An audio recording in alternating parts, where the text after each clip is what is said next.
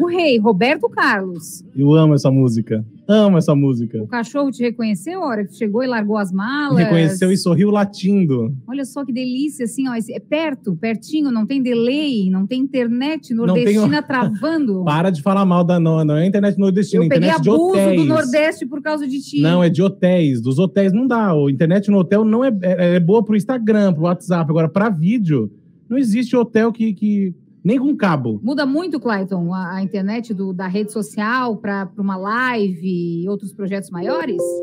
Olha, com certeza, a internet é tudo, né? A internet de qualidade é básico, né? Como é que tá a internet no Brasil? Tá boa? Não é boa. Não é boa? Ainda não é boa. Nós ainda estamos há alguns anos atrás de outros países do mundo, a nossa internet ainda prejudica, inclusive, o ambiente de negócios. Se o Vitor estivesse na Europa nesses dias que eles não estavam aqui, a internet seria melhor. Depende do local, né? Também porque depende. Se pegar uma Wi-Fi aí na Europa, nos Estados Unidos, eles não dão muita bola para Wi-Fi, não. Tem que ter a tua internet lá. Tá bom, programa do Avesso no ar. Muito boa tarde, audiência. Nossa última semana, de Avesso. Depois de umas férias. Especialmente para isso. Ele está aqui, ó, presencialmente no estúdio. Se você quiser um autógrafo, conhecê-lo, você venha aqui nos altos do Infratelli 12º andar, que Vitor Búrigo está em casa. Rápido, corre, porque eu vou embora do helicóptero. Seja bem-vindo, viu? Muito obrigado, muito feliz de estar aqui de volta. Tava ansioso. Tu lembra como era fazer o programa assim, olho no olho? Não, hoje eu cheguei aqui na nosso convidado. Olha que emocionante que é. Hoje eu cheguei e perguntei a gente usa fone? Eu perguntei. Eu não lembrava se a gente usava fone, porque eu tô tão acostumado o fone do computador, enfim. Liga tá o computador e faz conexão e tudo. Trava o computador. Vocês não sabem os bastidores. Os bastidores. Um dia contaremos num livro. E eu conheço muito bem essa que apresenta. Eu sei quando ela fica irritada com a tecnologia por dentro. Conheço, Nossa, vai bufando. Muito boa tarde, seu Clayton Pacheco Galdino. Como vai essa força? Tô vivo. Ai, que bom, né? Não, que bom, né? Fim de 2021, a gente com saúde é gratidão imensa, né, Clayton? Tô vivo. Pegou Covid, não? Eu peguei, foi no ano passado já. E aí, foi de boa? Foi tranquilo. Só o cagaço, né? Que a gente fica com uma ansiedade. Toda hora com o termômetro, ver se perde o paladar. É que, pelo menos no meu caso, cada dia era um sintoma um pouquinho diferente. Um dia era dor de cabeça, outro dia era dor nas costas, outro dia era dor no joelho. E tinha a galera que dizia, vai piorar. É a partir do 8º, que piora. E aí tu fica esperando. Eu terror. Praticamente dormia com o dedo dentro do oxímetro para ficar acompanhando, e aí era onde me dava um pouco mais de tranquilidade. Mas eu passei assim, muito tranquilo. Se eu não tivesse feito o exame, provavelmente eu teria dito que era uma gripezinha. Uma gripezinha. Ô, Clayton, a tua voz ela é conhecida aqui na Rádio Som Maior. Tu já participou de quantos programas? Então, eu participei aqui durante algum tempo do Debate Aberto, né? Saudade do Debate Aberto, né? Era uma confusão muito boa. Confusão boa, né? Era de ouvir. E tinha pensamentos antagônicos, né? Pessoas que pensavam de forma diferente. Isso ajuda na formação do nosso pensamento. Até para elucidar coisas que as pessoas têm uma visão única, né? É bom ter o contraditório para que a gente possa ampliar a nossa relação com a verdade, né? E eu participei também do programa das 9 durante um período bastante grande. Aí eu falava sobre inovação. O Denis, que em geral apresentava o programa, e eu nas terças-feiras eu fazia semanalmente trazia uma reflexão sobre gestão, sobre inovação, para poder ajudar as pessoas a entender para onde que o mundo estava indo, no ponto de vista de gestão, obviamente, mas a sociedade acaba guiando aonde a gestão vai, né? Porque, na verdade, os negócios, as empresas, elas são feitas para atender a sociedade e as pessoas. E aí, conforme as pessoas e a sociedade vão mudando, as empresas têm que mudar também, né? E para onde o mundo foi? Para onde ele está indo? Você tem essa resposta? Cara, vamos segurar essa resposta até o fim do programa, Clayton? Para segurar a audiência? Eu vou dizer que quem sabe é porque está mal informado. Aliás, quem acha que sabe é porque está mal informado. Porque a dúvida hoje, ela é... Não que tu estar em dúvida seja uma coisa boa, mas tu achar que sabe para onde que exatamente o mundo vai estar, provavelmente você está errado. E a gente está em mudança constante, todos os dias, né? Cada dia é um caminho que a gente vai, que a gente... Enfim, sei lá. Acho que todo dia é dia de mudança. A gente acorda falando o que vai ser de hoje, né? Apesar da rotina já, enfim. E se a gente não tiver em dúvida, a gente para de ter o olhar atento, né? Porque quem não sabe exatamente o que está acontecendo fica muito ligado, né? E quem tem certeza, relaxa. E aí, estar relaxado no mundo atual de velocidade e mudanças contínuas, como tu falou, é muito perigoso. Inovação é a tua praia? Já faz alguns anos já que na verdade, eu sempre fui meio antecipador. Acho que eu nunca fui tão inovador. Acho que eu fui mais antecipador. Eu comecei coisas que eu vi, o que chamam aí de copycat, né? A gente vê coisas acontecendo em outros países, muitas vezes em outras regiões, e aí traz para um lugar onde isso não está acontecendo ainda. Aí, esse olhar para coisas novas eu sempre fui muito curioso, desde guri, né? Então, a inovação ela acaba sendo um caminho natural para mim e eu sempre busquei ter um olhar diferente. Eu sou preguiçoso na prática, né? Então, eu gosto de facilitar a minha vida, não deixo de fazer as coisas porque sou preguiçoso, né? Mas eu procuro encontrar formas mais fáceis, mais rápidas ou de maneira automática, uma ferramenta, enfim, para poder me ajudar a executar o que eu tenho que fazer. E aí, nessa busca, eu acabo encontrando coisas muito legais e aí por isso que a inovação acabou sendo um caminho muito, muito natural para mim. Dá um exemplo de alguma vivência tua de guri, que tu lembra o que a tua família conta e diz, o Clayton já tinha um olhar na frente dos outros. Eu estudei na SATIC, né? Então... Você estudou no Marista? Não, eu estudei na SATIC. Eu estudei no São Bento até na 4ª série e depois eu fui para a SATIC. A SATIC já tem essa pegada inovadora. A SATIC sempre teve...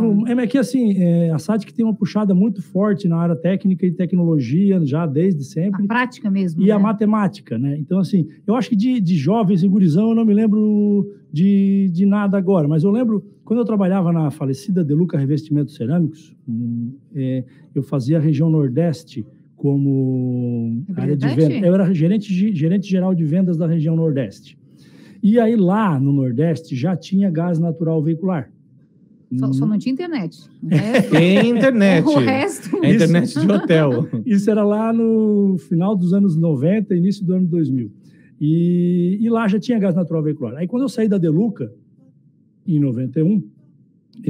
2001, eu montei a primeira oficina de conversão de carros para GNV aqui em Criciúma. Ou seja, é um copycat, né? Eu já tinha visto há alguns anos atrás. Mas aqui lá, não tinha ainda. Mas aqui só tinha o gás natural na cerâmica, eu já sabia que em breve ia ter o veicular. Então, quando inaugurou o primeiro posto de GNV aqui em Criciúma, eu já tinha inaugurado a minha oficina convertedora de carros para gás natural. É um copia e cola. Eu acho que... E receberam bem essa tua ideia ou acharam maluquice? Cara, na verdade, receberam bem. Eu só não tive saco para aguentar mexer com o carro dos outros. Porque mexer com o carro dos outros não é fácil. O brasileiro é apaixonado por carro, né? Já dizia aquela... Quem chegou, o chefe. Venha. Ele vai vir, ele vai entrar nisso.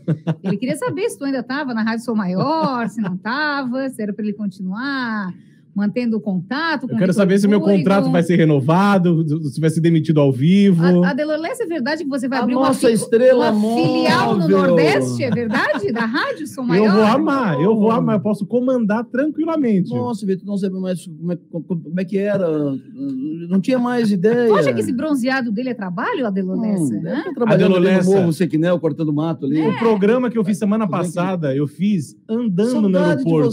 Saudades, estou aqui. Saudades imensas. Não participei da festinha. Perdeu, foi fantástica. Festinha, bom, deixa. Festinha é o que fazia no Nordeste. Te digo no improviso. Eu ouvi na rádio esses dias que você estava alterando a data da festa para ele poder vir. Não veio? Não veio. 6 vezes ele não veio. Eu tava, nem lembro onde que eu tava, dia 9? Acho que foi.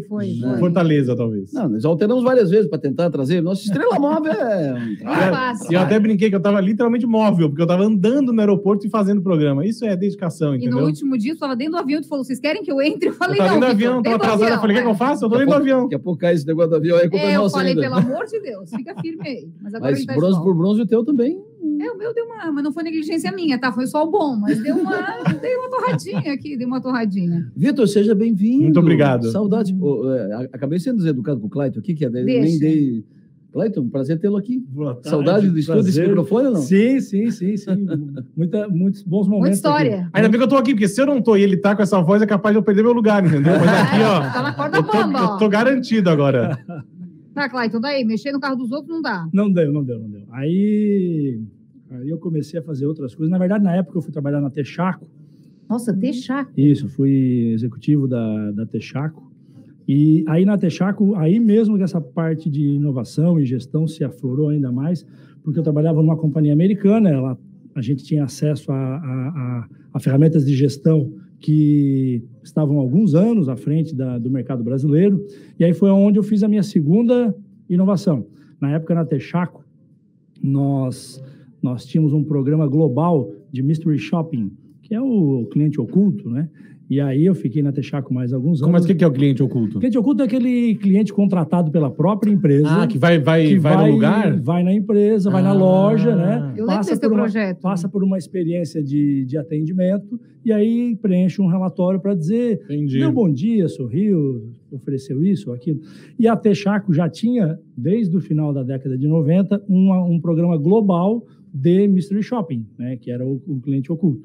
E aí, quando eu saí da Texaco em 2000... Aliás, eu montei a Cliente Amigo antes de sair da Texaco. Eu estava dentro da Texaco ainda, montei a empresa, fiquei 10 meses ainda na Texaco e depois saí, fiz o que eu sempre falo, que é de pular de um barco para o outro sem molhar os pés, né? Então, eu saí em 2005, eu saí da Texaco e fiquei 16 anos com a Cliente Amigo, e a Cliente Amigo, ela faleceu.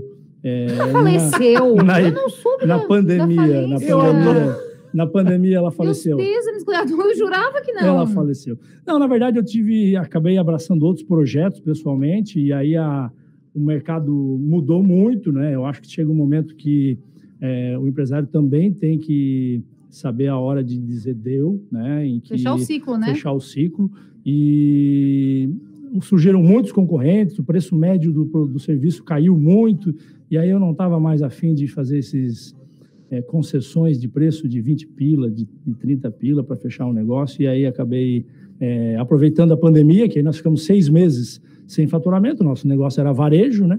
65% dos nossos clientes eram de São Paulo, então São Paulo ficou fechado, São Paulo ficou muito tempo. Não sei quanto tempo ficou fechado, nós ficamos praticamente 6 meses sem faturar, e aí eu já aproveitei que eu estava meio desgostoso e encerramos as atividades. Mas, teve uma coisa boa. Enquanto você faleceu, se não fosse São Paulo fechado, que eu fiquei 75 dias em casa, eu não estava aqui. Verdade. Porque foi por conta de São Paulo estar fechada que eu vim para cá, entendeu? Tá vendo, Cláudio? Olha aí, ó. Nada por acaso. Que benção, como dizia minha avó. Tu assumiu recentemente a presidência da DVB? Então, eu fui eleito agora, dia 9 de dezembro, a presidência da DVB, eu assumo no início do ano que vem. Ainda a presidente atual é a Ângela Gonçalves até o início do ano que vem. O que é a DVB? Porque é um nome muito forte. As pessoas sabem o que ela faz. Não sabem. Pois é, por gentileza, não sabem mesmo, eu não sei. Né? Porque existe prêmio, a DVB, troféu, pessoas... a DVB. Duas coisas que me perguntam sobre a DVB. A D o quê? OAB, aí confunde tudo já, né? Já fala que é... E tem marketing no meio, só que não tá na sigla, né? Da DVB. Depois eu explico esse M que não apareceu. Que não entrou. Ali. E a segunda coisa que me pergunta é se paga salário. E aí eu disse, não, é associativismo voluntário, né? Então a gente não recebe salário, não. A DVB é a Associação Brasileira de Dirigentes de Vendas e Marketing. Mas tá ao contrário essa sigla aí, né? A Associação de Dirigentes de Vendas e Marketing do Brasil. E a DVB tem 37 anos de história. Então, quando a DVB, ela é de Santa Catarina? Ela é nacional. Tá. Eu vou ser o presidente de Santa Catarina. Na época que surgiu a DVB, a nível nacional, marketing não era o que é hoje, né?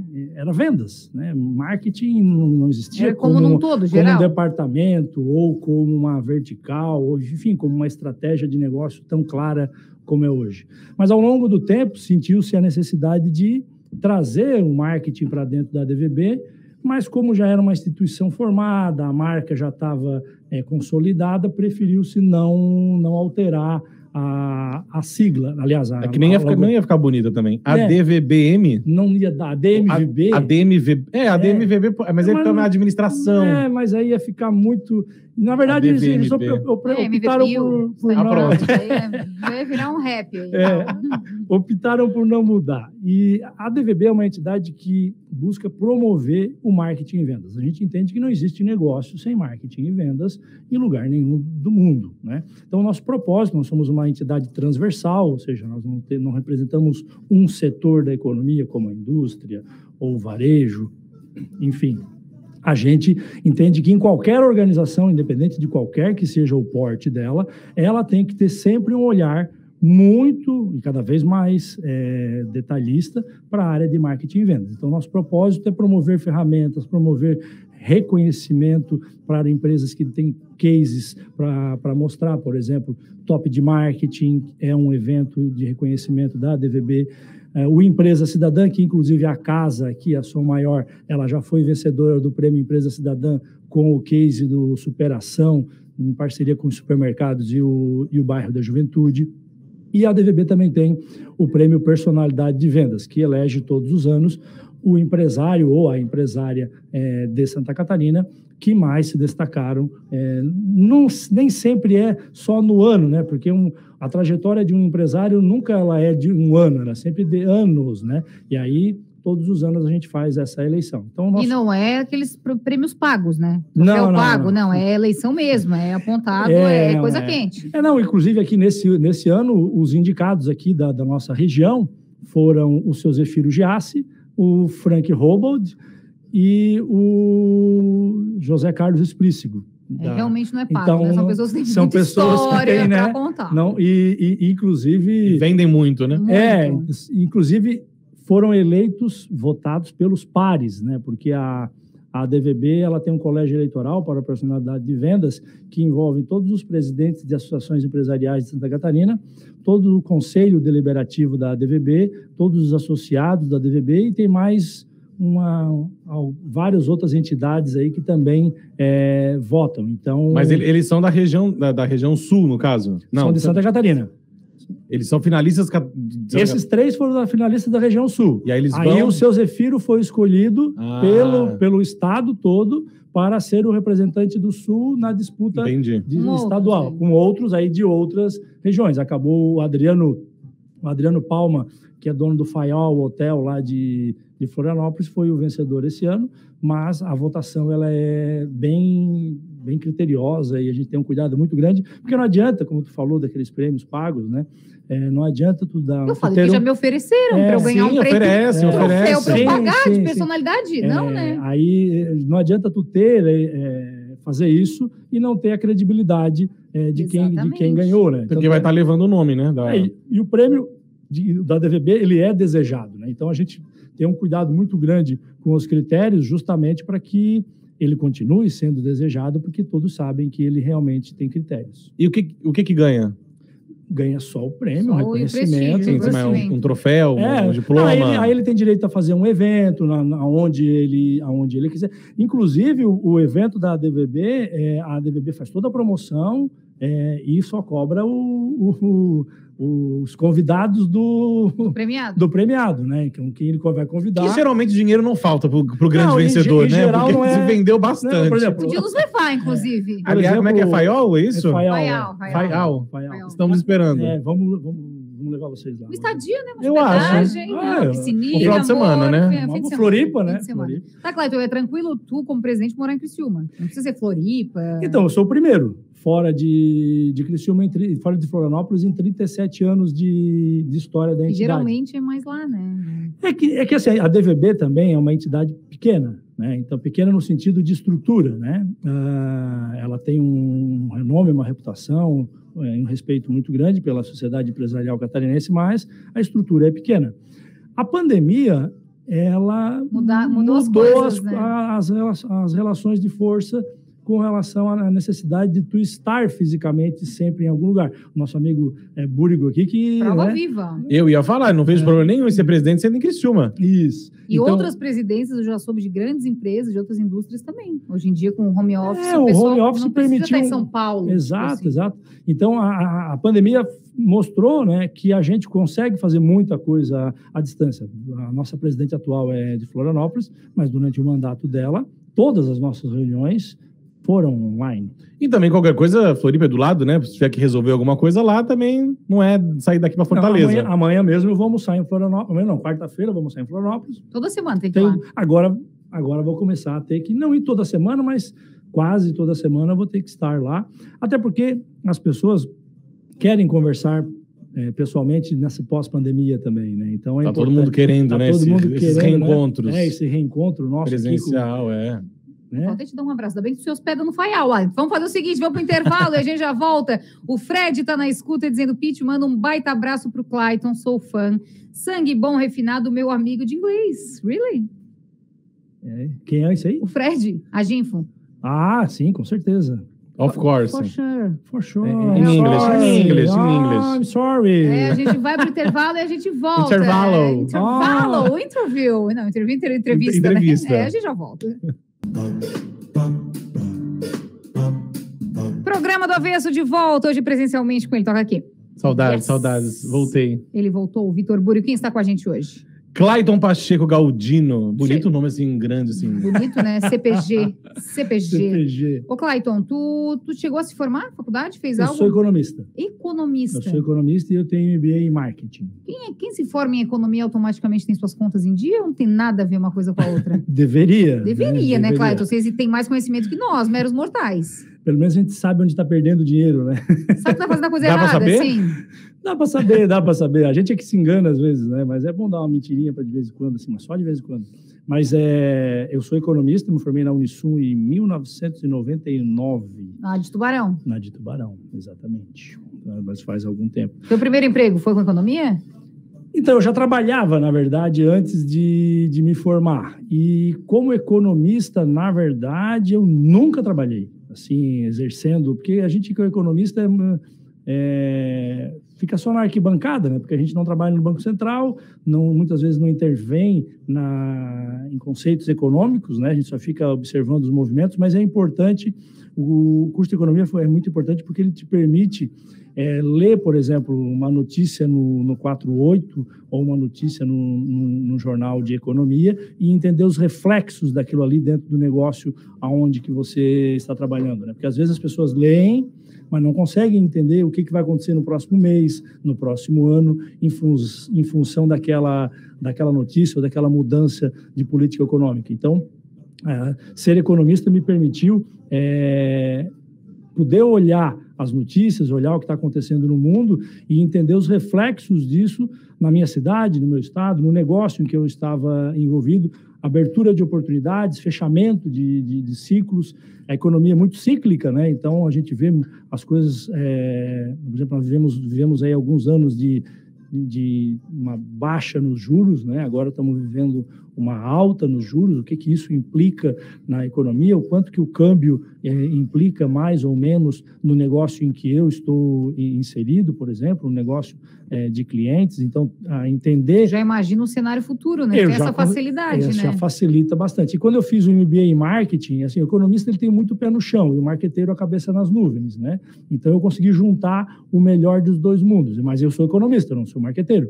Eu sou apesar de ter orgulho de ser vendedor, mas como formação, eu sou economista. Então, eu consigo, mesmo pensando em inovar, pensando em coisas diferentes, em antecipação, eu consigo... Dar uma segurada, né? Dar uma segurada, entender qual é o reflexo disso, pensar sempre num indicador que vai poder ajudar a ter um antes e um depois. Eu converso muito com pessoas da área de marketing e com a chegada do marketing digital, essa pegada de indicadores, ela trouxe para o marketing muito mais realismo, né? Porque hoje as pessoas, os gestores de negócios conseguem fazer ações e ver o antes e o depois, né? Porque como o marketing digital ele deixa uma pegada, né? Deixa uma trilha, tu consegue ver como é que você estava antes, o que é que tu investiu e no que, e o que é que deu resultado, e muitas vezes até de cada um dos investimentos que tu fez, o que foi o resultado individual. Então, hoje o marketing ele tem muito mais uma pegada de economia, porque é possível rastrear o investimento e ver se deu resultado ou não. E essa questão da economia, ela ajuda muito no seu trabalho hoje também? Por exemplo, quando você fala que a empresa faleceu, já tinha essa noção de saber que a gente está ficando sem cliente, tem uma pandemia, então é melhor... Era uma morte premeditada. É melhor já, talvez alguém pouca experiência, digamos, em economia, mas não, eu vou até o fim, eu vou tentar e chega lá, não dá, bate com a cabeça na parede. Sim. Você acha que a questão de ter essa formação na economia te ajudou a pensar e falar, não, peraí, não vai dar certo. Não adianta. Mesmo a pandemia passando, as coisas mudaram, ou isso é outro tipo de noção também? Não, com certeza, porque antes da pandemia, a Cliente Amigo já vinha reduzindo as suas margens, né? Porque como o mercado foi aumentando muito a quantidade de concorrentes, os preços médios dos nossos serviços foram reduzindo. E aí, apesar dela ser uma empresa que ainda dava resultados, os resultados eram anualmente menores, né? E aí a gente já vinha, digamos assim, não vou matar ela agora porque ela ainda está dando resultado, o nome era forte no mercado, a gente procurava clientes, mas a gente também era muito procurado, então com isso a gente foi mantendo. Mas com a pandemia, os resultados já vinham, o que aconteceu? Aí eu sabia que depois da pandemia, todos os meus concorrentes iam estar desesperados. Então, sim, a retomada ia ser muito mais difícil, porque ia estar todo mundo com a corda no pescoço e querendo conquistar clientes. E aí a gente achou melhor encerrar por causa disso. E eu quero saber, eu não sei se pode contar também, mas algumas histórias dessas... Claro que pode. As histórias são dele. Não, porque essa do cliente amigo deve ser muito interessante a gente ouvir algumas de pessoas que vão sei lá, vamos contratar alguém para vir aqui na rádio, para saber, sim, como é que... Como ela é recebida aqui na rádio. Tinha histórias assim, que as pessoas que contratavam ficavam, tipo, apavoradas e assustadas, sem saber o que realmente acontecia no estabelecimento delas? Muito. Mas, na verdade, a maioria dos empresários... A maioria é um exagero, mas muitos empresários não têm a menor ideia do que acontece lá no 1 a 1, né? Quando está um vendedor dele na frente de um cliente, o que acontece. Mas tem um exemplo muito engraçado que eu lembro, e essa foi, por coincidência, foi uma visita que eu mesmo fiz, e eu parei num posto de combustível. E aí o frentista, eu abri o vidro, o frentista parou do meu lado, só deu uma sobrancelhada assim, ó. Não, nem perguntou nada. Nada. Não falou nada. Só mexeu a sobrancelha e um aceno de cabeça para cima. E aí eu olhei para ele e dei um aceno de cabeça também. E aí a gente ficou ali naqueles 3 ou 4 segundos que parecia uma eternidade. E você tem que ser bem imparcial também, né? Porque não pode instigar que ele... Não, exatamente. Que ele seja... Exato. Teve um outro caso... em que os caras não deixaram... Eu queria comprar um negócio dentro numa loja de... Nessa época, inclusive, eu tinha acabado de sair da Texaco, então eu tinha muitos postos de gasolina como meu cliente. E não deixaram a gente entrar na loja porque o posto já ia fechar. Mas eram 10 para as... O chuveiro estava às 22 horas, eram 10 para as 22. E aí não deixaram a gente entrar. E aí, quando a gente mandou o relatório, o cara me devolveu dizendo que, não, mas ele está dentro do posto, e ele pegou uma foto da câmera e mostrou eu dentro do posto pagando. Ele disse, não, então tu pega o vídeo inteiro dessa cena e tu vai ver que eu só entro no posto para pagar e saio, não consigo nem acessar a loja de conveniência e tem um cara do meu lado, para não permitir que eu realmente acessasse. Então, teve uma outra de posto de gasolina que eu perguntei qual era a melhor gasolina. Ele falou, olha, a melhor gasolina nossa é essa aqui, mas a melhor mesmo é daquele outro posto. Olha! Nossa! Interessante. Hoje, assim, atendimento, ele não é tudo, mas é 100%. Né? Então, se os empresários não atentarem sobre a forma como atendem os seus próprios clientes, a concorrência hoje é muito grande, né? Sei lá, 2 décadas atrás, pegar o exemplo de Criciúma, tu tinha uma farmácia 24 horas, tu tinha um posto que funcionava 24 horas, tu tinha, de repente... A gente era muito dependente de um lugar só, isso, né? Em cada segmento, em geral, tu tinha uma empresa muito boa, ou uma empresa referência, e mais uma ou outra. Hoje não, hoje com o e-commerce, com o comércio altamente diversificado que a gente tem aqui, o cliente não se dá nem ao trabalho de reclamar. Exato. Ele simplesmente, ok. Se eu for nessa farmácia aqui, a pessoa for antipática, tá bom, eu só vou em outra, né? Sim. Não pisa mais nela, mas pisa em outra. E fala-se muito hoje em dia, né, dessa excelência no atendimento, né, Clayton? Hoje em dia tem pessoas trabalhando 100% focadas. E eu acho que a gente até entende que tem dias que, sim, todo mundo... Não, todo mundo precisa dos seus problemas. Não tá bem, mas assim... Se é o seu trabalho, quantas vezes a gente já apresentou aqui, eu e Pete, muito obrigado, sem querer olhar na... Mentira. Não, mais tristes, com problemas, mais tristes, com dor de cabeça. E tem que estar no seu trabalho, né? Porque então, eu o acho ouvinte que... não tem nada a ver com isso. Cara, eu me lembro, eu acho que a coisa mais extrema que eu ouvi sobre trabalho foi um depoimento que o Mário Frias fez para mim, que ele encenava uma peça e a irmã dele tinha falecido no dia anterior. E ele teve que ir lá encenar a peça. No outro dia ele enterrou a irmã dele e à noite ele foi lá e encenou a peça Tem muitos novamente. casos, Então, Tata Werneck também já falou que no dia que o avô dela, o avó, não sei, morreu, ela teve que fazer aquele programa de comédia ainda, que era com o Fábio Porchat, era tudo pela audiência, uma coisa assim. E era isso, ela foi no intervalo do velório fazer ela sem vendo graça alguma, né? Exatamente. É difícil. Então, eu acho que trabalhar no varejo, ele é realmente um desafio, né? Tem cliente chato também, né? Isso claro que tem. Tem gente que sai de casa para brigar. É impressionante. Eu fui no caixa eletrônico, tinha uma senhora que eu falei, hoje ela saiu assim, acho que ela olhou no espelho e falou, hoje eu vou brigar. E o primeiro que cruzar na minha frente. O primeiro, quase sobrou para mim. Eu tava lá no meu canto, mas tem gente que sai para brigar também, eu acho. Não, com certeza, tem cliente chato, mas a gente tem que entender que a nossa missão, enquanto negócio, é atender clientes. Então, eu sempre brinco assim, tu atende cliente chato todos os dias? Sim. E tu ainda fica chateado? Tu não te acostumou, tu não te prepara emocionalmente ainda para encontrar uma pessoa dessa que saiu para brigar e sair pela tangente, né? Tentar trazer ela para o teu lado. Porque, afinal de contas, a gente depende de clientes para sobreviver, para a sobrevivência do negócio, né? Então, essa preocupação, hoje, assim, a gente olha no varejo, não só no varejo, mas nas empresas de uma forma geral, existe aí um desemprego técnico, né? Porque nós temos centenas de milhares, aqui em Criciúma, centenas de vagas em aberto e, ao mesmo tempo, algumas milhares de pessoas desempregadas. Não está dando match aí, né? Entre o que as empresas... Essa conta não fecha, né? A gente tá vendo que as pessoas, muitas vezes, não estão adequadas ou capacitadas para determinadas vagas. E essa questão, as empresas, mesmo investindo em treinamento, tem pessoas que entram por um ouvido e sai pelo outro, como se fosse obrigação do cliente comprar naquela empresa, né? Então, eu vejo um cenário, principalmente do funcionário de base, né, bastante difícil para as empresas, porque não está fácil a reposição, a manutenção de pessoas dentro da organização também está bastante desafiador. A gente está vivendo um período em que os empresários estão sendo postos à prova, porque são várias as frentes que são demandadas no dia a dia de um empresário. Tocar um negócio é uma coisa realmente bastante complexa hoje em dia, não é simplesmente compra por 10 e vende por 20 e o resto é lucro, como algumas pessoas ainda acham que isso é verdade. E tem alguma empresa, Clayton, alguma marca que não precisa se preocupar com isso? E aí falamos até de multinacionais, por exemplo. Não.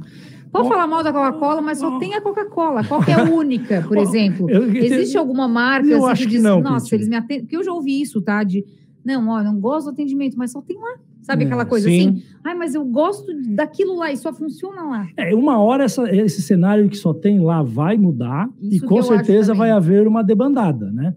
Eu ouvi uma frase um tempo atrás, que eu não consigo agora me lembrar de quem era, que dizia o seguinte, que não existe um negócio, no mundo atual, não existe um negócio tão pequeno que não possa prosperar globalmente e não existe um negócio tão grande que não possa quebrar.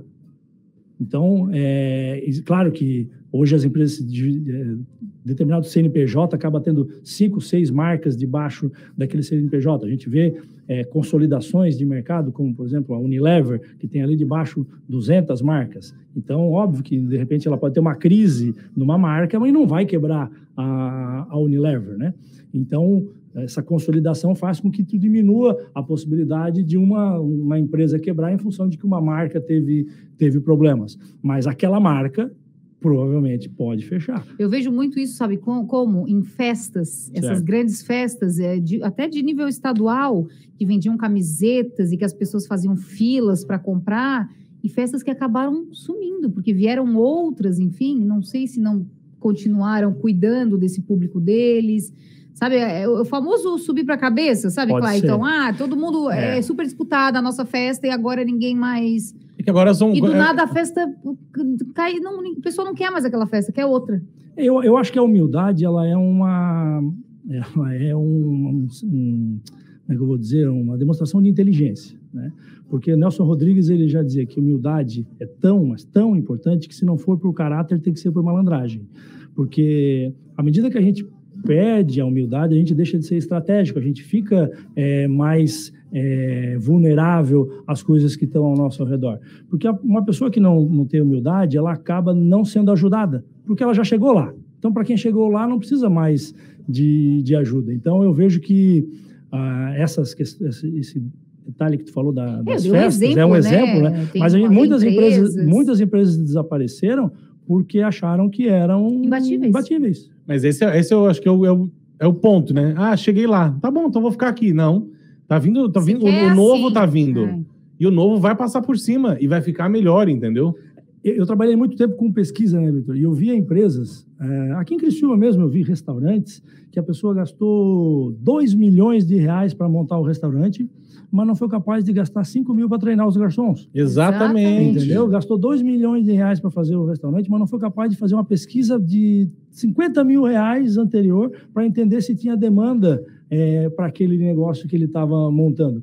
Eu vejo que e hoje, com a tecnologia, né? Hoje eu trabalho muito com tecnologia, é muito difícil tu tomar decisão sem ter acesso a dados, né? Porque tem muitos dados disponíveis de maneira gratuita, inclusive, né? Exato. Então, se tu não for pesquisar, não for entender o que está acontecendo no teu mercado, e que tem muita pesquisa gratuita na própria rede social, tu te torna vulnerável, né? Então, assim, marketing e vendas começa com um trabalho de pesquisa, né? Começa tentando entender as tendências, entender... assim, eu julgo, o nosso amigo aqui estava lá no Nordeste, quer dizer, trabalhando, né? Olha. Tendo conexão. E eu vejo que, às vezes, falta dos nossos empresários viajar.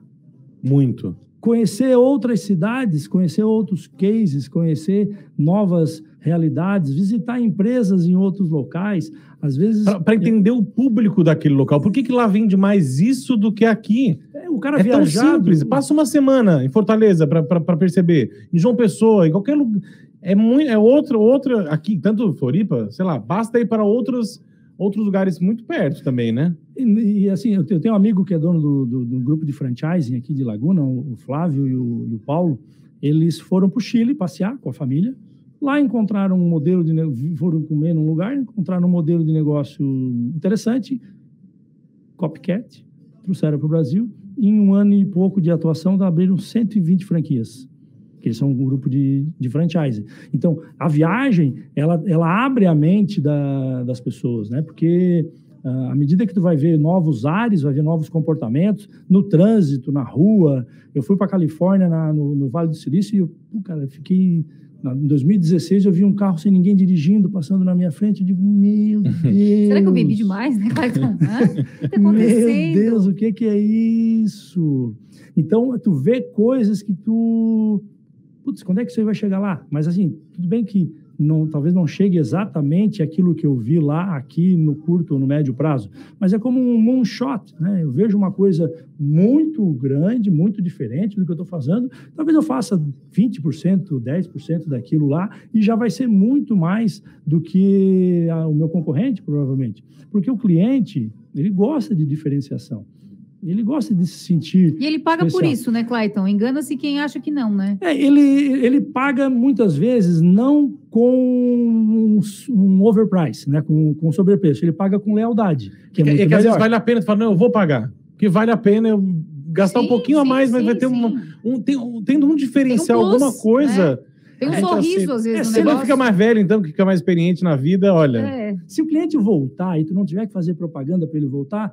ele já pagou um preço, sabe? Porque hoje atrair clientes custa caro, está todo mundo nessa luta. Então, se eu consigo que, através da experiência de um cliente, eu consigo com que ele volte, sem que eu tenha que gastar com mídia externa, né, para atrair ele novamente, já é um grande resultado. Porque o meu custo de venda do próximo produto dele ficou mais barato, porque eu não tive que gastar para trazer aquele cliente de volta. Então, só que isso, muitas vezes...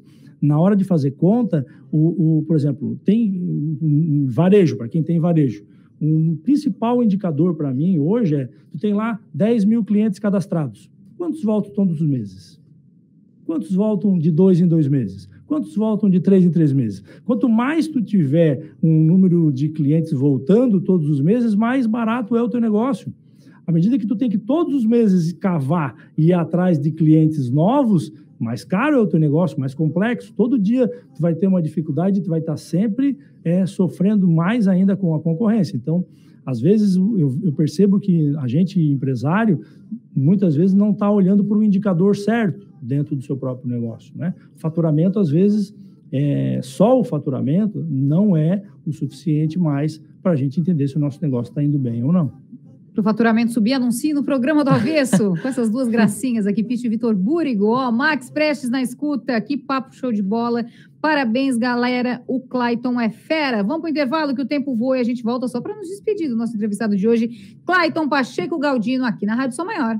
Programa do Avesso no ar. Estavam aqui o nosso convidado, com o Vitor Búrigo, debatendo o atendimento ao cliente. Hoje com a gente o Clayton Pacheco Galdino. O Clayton, ele é empresário, ele é sócio, ele é investidor, ele é presidente, ele é conselheiro, só isso? Só faltou apresentar o Avesso. Não, mas pagando bem... Não, senhor, tem, não né? Venha querer roubar esse lugar que já tem dono. Ô, Cláudio, tu é sócio da Plural, né? A Plural Coworking também foi um espaço inovador na nossa cidade. Ah, sem dúvida. A Plural, ela foi uma intervenção social imobiliária, porque lá no bairro São Luís, depois que a gente montou a Plural, várias coisas aconteceram no bairro que não necessariamente foram intervenção a partir da gente, né? Mas parece que o bairro começou a acordar em algumas frentes e o negócio começou a acontecer. A gente abriu uma nova unidade já, uma franquia aqui na Rua Ciro Luz, aqui, né?